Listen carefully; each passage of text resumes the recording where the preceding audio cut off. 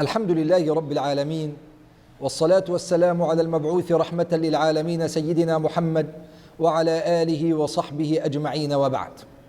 مشاهدي الكرام، من أكثر الأمور التي اهتم بها شرعنا الشريف حفاظا على أمن المجتمع وسلامته مسألة الضوابط اللازمة لتغيير المنكر. ولا شك أن الأمر بالمعروف والنهي عن المنكر من الفرائض الأساسية في الإسلام، وهي أحد العنصرين الرئيسين في خيرية هذه الأمة. فالله عز وجل يقول: كنتم خير أمة أخرجت للناس تأمرون بالمعروف وتنهون عن المنكر.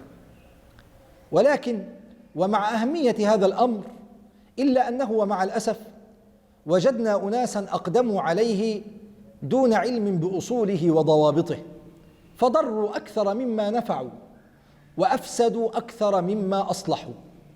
ومن هنا كان لا بد أن نبين الضوابط اللازمة لتغيير السلبيات الحاصلة في المجتمع، حتى لا يؤدي ذلك إلى زعزعة الأمن واستقراره في المجتمع.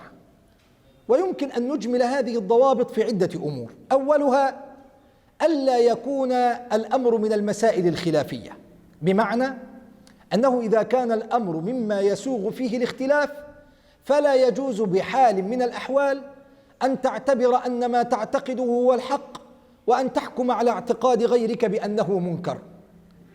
وأصارحكم القول بأن هذه آفة خطيرة يعاني منها مجتمعنا المسلم اليوم، فكثير من المشكلات والمعارك التي نشاهدها سببها ومنشأها الجهل بهذا الضابط، والأمثلة على ذلك أكثر من أن تحصى.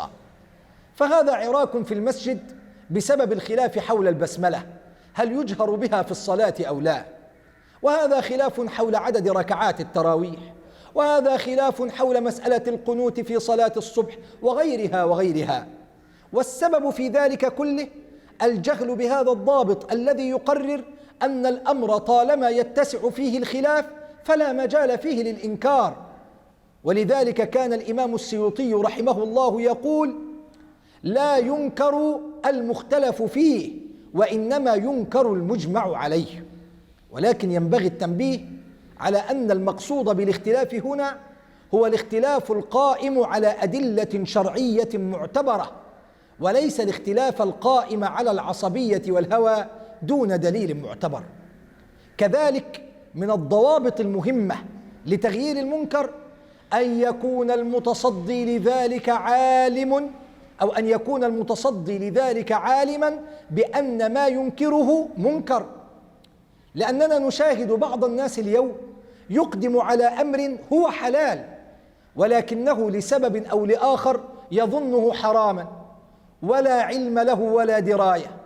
مثل هذا الشخص خطر كبير على الإسلام، لأنه خاض فيما لا علم له به وحرم الحلال، وهذه جريمة كبرى حذر منها شرعنا الشريف.